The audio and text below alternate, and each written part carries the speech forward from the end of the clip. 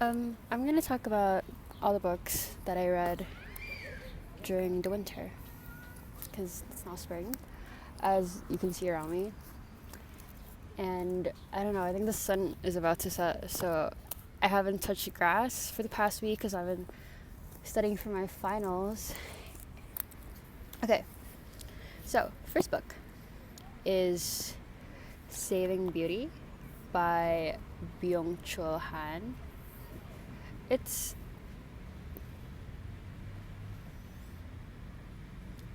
I would say it's commentary on the aesthetics of the digital age. She talks about the aesthetics of smoothness and its correlation with the iPhone, how it's a smooth endeavor, not met with so much friction, which is something that's illustrated by like the concept of likes on social media and hearting something on Facebook and whatnot. Like, there isn't much room for disparity.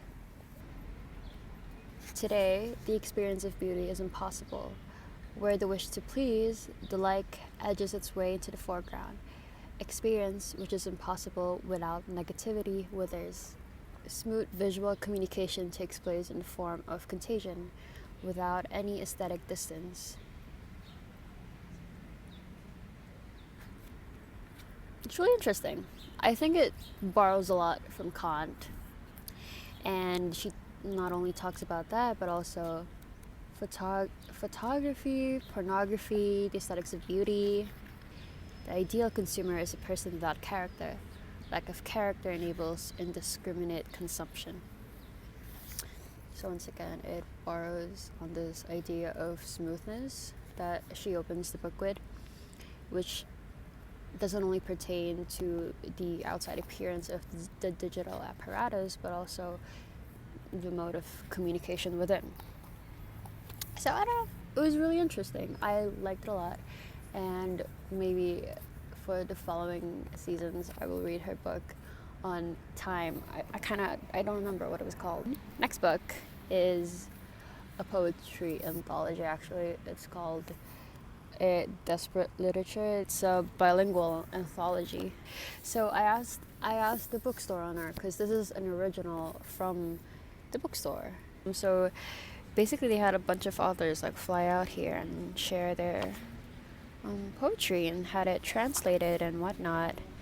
I'm gonna look for this poem here that I love. Give me a moment. A momentito, if you will. This is my favorite poem from the anthology, and it's from Joseph Fasano. You sit at a window and listen to your father crossing the dark grasses of the fields. Toward you, a moon soaking through his shoes as he shuffles the wind aside, the night in his hands like an empty bridle. How long have you been this way, you ask him. It must be ages, the wind answers. It must be the music of the wind turning your fingers to glass, turning the furniture of childhood to the colors of horses, turning them away.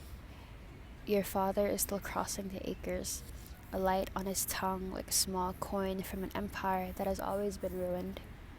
Now the dark flocks are drifting through his shoulders with an odor of lavender, an odor of gold.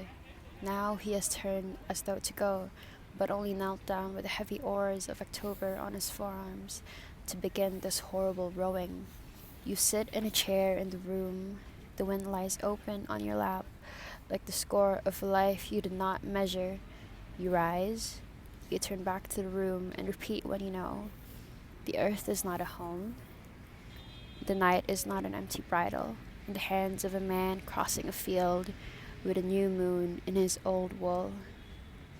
We abandon the dead. We abandon them.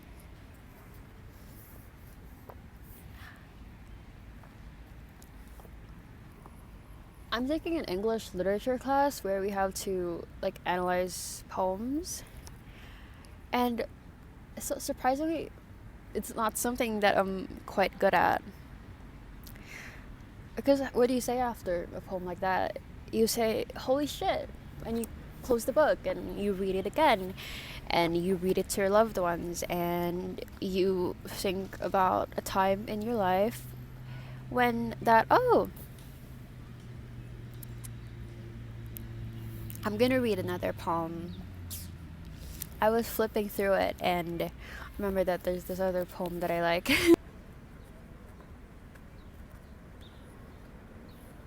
I dog ear my pages, by the way. So I remember. It wouldn't be realistic if I didn't talk about the books. I read Frankenstein. That's the only one that I brought. That's why I annotated it like this. I don't usually do that. I also read The Handmaid's Tale, A Streetcar Named Desire, and 2 Shakespeare plays, Othello and Taming of the Shrew. Very interesting. I like Taming of the Shrew just because I got to compare it a lot to 10 Things I Hate About You. And I love that movie. Next is Silvia Federici's Caliban, The Witch, Women, the Body, and Primitive Accumulation. God, I don't even know how to describe this book. I mean, it's a hefty one. I usually describe it to people as an exploration of the centuries-long process of the transition from feudalism to capitalism, told through the witch hunts of the 17th century. I'm going to read some important points from the introduction. She describes how her description of primitive accumulation includes a set of historical phenomena that are otherwise absent in Marx's interpretation of it, and yet Federici argues that they have been extremely important for capitalist accumulation. So they include the development of a new sexual division of labor, subjugating women's labor and women's reproductive function to the reproduction of the workforce. And the second is the construction of a new patriarchal order based upon the exclusion of women from wage work and their subordination to men, so like exploring onto. And third, which is a lot of what underscores this book and what I found most interesting about it, the mechanization of the proletarian body and its transformation in the case of women into a machine for the production of new workers. I think it's like important groundwork, especially having had read The Handmaid's Tale or any feminist can always come back to this as an important source text. In my opinion, it's a must read. Like a book influencer. I also read Eva Baltasar's Boulder. This was my favorite read. This might be my favorite book. It's from a Catalan writer, and I had to go to the bookstore like 5 times asking if they had it in stock, and they always didn't. And lo and behold, the last day that I went to the bookstore before they closed down, they had my copy of Boulder, and I treasure her, but I did not get to read the soft copy. I read it first digitally. Yeah, this is really important to me. Boulder is a short novel about this butch femme couple, I like to think, who move in together, and how their life is turned upside down by IVF, in vitro fertilization. The butch in this dynamic did not want to have children, but she did so out of love for her wife, and did not turn out well. Yeah, please read Boulder by Eva Baltasar, please. It was just Lesbian Visibility Week, so I will take it very personally if you don't read Boulder by Eva Baltasar. Thank you.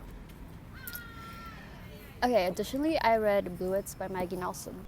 A warm afternoon in early spring, New York City. We went to the Chelsea Hotel to fuck. Afterward, from the window of a room, I watched a blue tarp on a roof across the way flap in the wind. You slept, so it was my secret. It was a smear of the quotidian, a bright blue flake amidst all the dank providence. It was the only time I came. It was essentially our lives. It was shaking. Next is the book of All Loves by Agustin Fernandez Mayo. This is, I would say, a surreal novel set in Venice. It opens with a stream of consciousness between two lovers, a dialogue, and from the moment that I opened it, I was floored. I mean, read some of this stuff. It's written like this. There's a mausoleum inside our bodies. Our organs have something of both life and death in them. Rubble of all we have left behind, she says. When you allow me to enter you, what I'm trying to do is to bring life to that dead part. Sometimes when it starts to grow light in the valley and you're still asleep, and the early morning sunlight through the window begins to shine in your body, it's like my eyes have never seen you before. Like you've come into being simultaneously with the morning. Then I don't know what you're dreaming about, and I start to panic at the possibility I won't recognize you when you wake, she says. Your face like water and like uranium, like birds and houseplants, like the sun's corona and like writing, already existed before you were born. Your face has been among humans always. That was why I recognized you the moment I saw you, he says. So it's like this back and forth. And it's almost an afterthought. The indicators, I mean, it's a her and a him, it's a heterosexual couple. But towards the end of the book, they seem to like switch sexes. It's so beautiful, you know, when you love someone and you start to like fade into them. It's like broken into 4 parts, I believe. One part is the dialogue between the lovers, also like a stream of consciousness, and then the other part is a story of, I'm assuming, is the lovers. And then dialogue once more, and then the story. The blurb reads as follows. They parse with precision, with familiarity, the endless aspects of their love. Out of their dialogues, piece by piece, a composite image of love takes form. One that moves outwards beyond the realm of relationships and into metaphysics, geology, linguistics, AI. They make commentary on capitalism, the deep web, the epidermis, mandibles, responsibility, stars, and all of those things that seem like such random nouns. They somehow relate them back to love. I mean, it's a book all about love. And this is another recommendation of mine. I mean, lastly, I will be talking about Understanding a Photograph by John Berger. John Berger takes a photograph and dissects it incessantly, piece by piece, in a philosophical manner. He talks about how photography is deciding that something that you see is worth recording. There's no transforming in photography. There's only decision, only focus. Hence, the crucial role of photography in ideological struggle. Hence, the necessity for understanding a weapon which we can use and which can be used against us. This is really pertinent. I just remember when I walked into the bookshop and stumbled upon Understanding a Photograph by John Berger. I was reading on Substack and I came across a comment arguing for the use of AI-generated images and comparing it to photography. And the commenter argued that when photography was first introduced, everyone was kind of against it and saw it as a form of witchcraft. And I mean, look now, it's so widely used. And they said it's precisely the same thing as AI, which I argue strongly against because it's not anything that's real or requires thought, patience. One of my favorite chapters, I'm going to show you real quick, is where Berger, he talks about suits in photographs and points out this awkwardness in these three villager men in suits because they're workers. Their movements are opposed to the functions of a suit, which is meant to hang off someone's body stiffly. The way peasants ride horses make it distinctive, as also the way they walk, as if testing the earth with each stride. In addition, peasants possess a special physical dignity. This is determined by a kind of functionalism, a way of being fully at home in effort. He points out that the idealized shape of a suit is more or less that of a stationary body. And this is exactly why the suit might become a classic and easily taught example of class hegemony. Okay, and yeah, that's all the books that I read for the winter, so the months of October leading up to March. And it's been fun. The thing is, I'm getting cold and I have a hot meal waiting for me at home. And it's spring now, and I can't wait for what I have to read next. Bye.